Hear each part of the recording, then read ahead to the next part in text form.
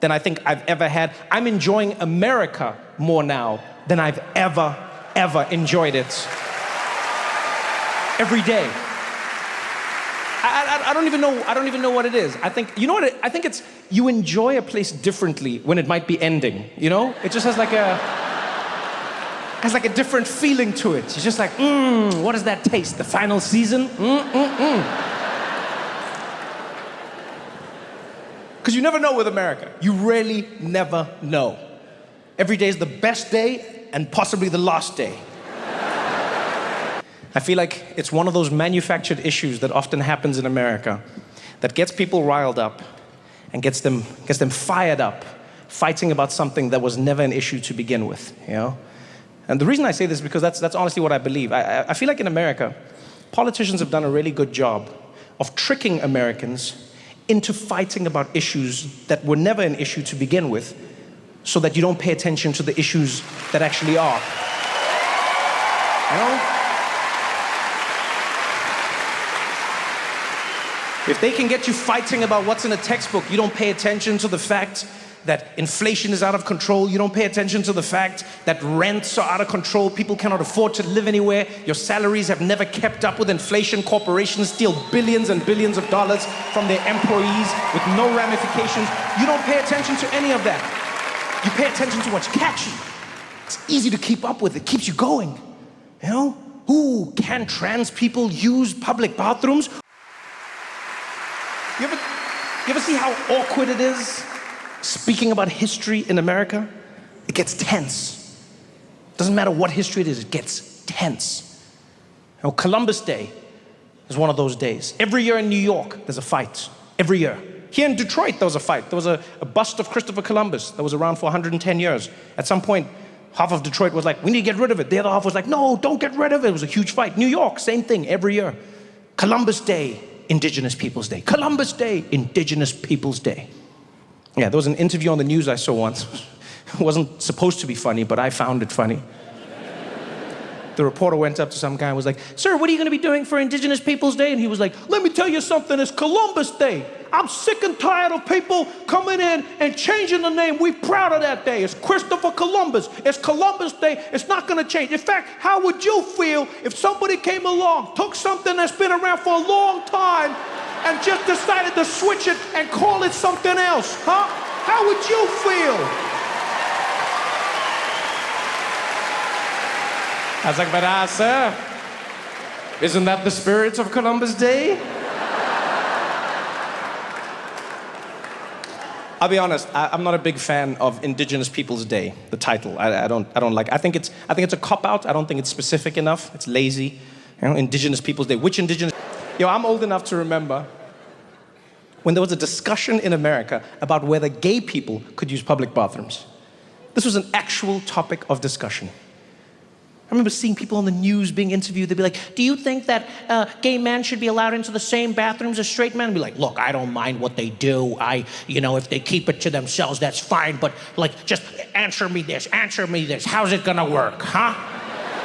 So what, you're in the bathroom with them and then what? Like he's gay and I'm just standing there and I'm peeing, huh? And he's looking at my wiener, huh? And then he grabs it, huh?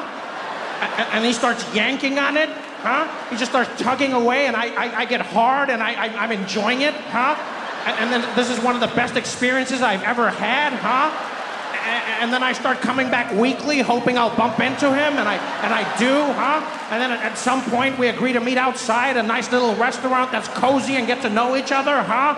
And then a few years later we get married and our families are joined and we live happily ever after, huh? Is that what you want?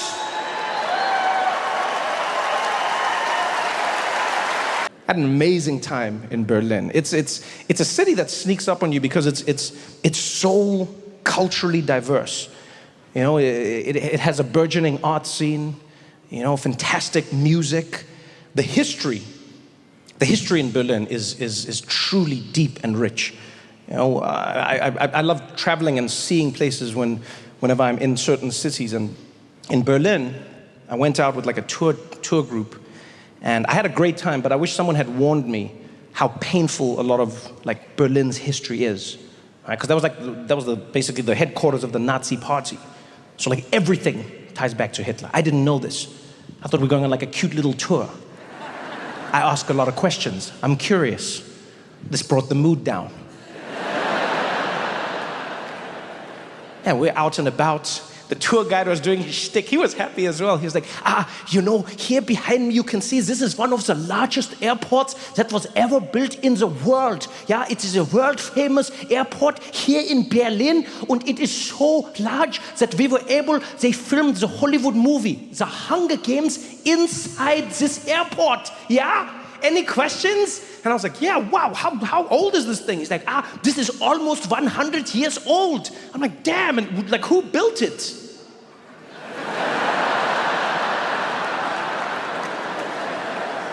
Yeah, that is the unfortunate part of the story. This airport was built by Hitler. I could see I'd messed things up. I tried to bring the mood up. I was like, which Hitler? He's like, which Hitler? Which other Hitler is there? I was like, could be Henry Hitler. Henry Hitler? Who the hell is Henry Hitler? I was like, you don't know Henry Hitler? It didn't work. Like, yo, man. It was tense, but it was good. And what I mean by good is it was nice to be in a place where people don't bury their... You know what I liked about Columbus Day? Is that it was specific. Yeah. It was a specific, inspiring story of a man by the name Christopher Columbus, who believed against all odds that he could sail the wrong way around the world and get to India from the other side.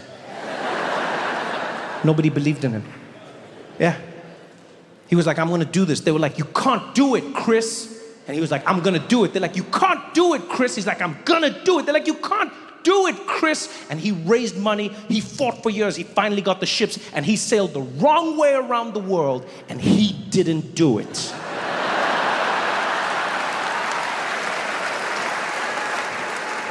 Not only did he not land on the other side of India, he found himself in a place called the Caribbean and he was like, this is India. And the people there were like, I don't know if you've been eating some of the herb we've been leaving about, but this is totally not India. And they're like, this is India and you guys are Indians. They're like, brother, we are not Indians. He's like, I know Indians when I don't see them. You're Indians. You're just on the far side, so you're West Indians. And he stuck with it. Christopher Columbus stuck with it his entire life. Other explorers would come to him, they'd be like, yo, Chris, I don't think you made it to India. He's like, it's India. They're like, I don't think it's India. He's like, it's India. He died refusing to acknowledge the possibility that he never made it to India. Not only that, my friends, he never set foot in America. Ever. Ever. And yet, he had a public holiday named after him in America. That, my friends, is the inspiring story of how white men can fail up.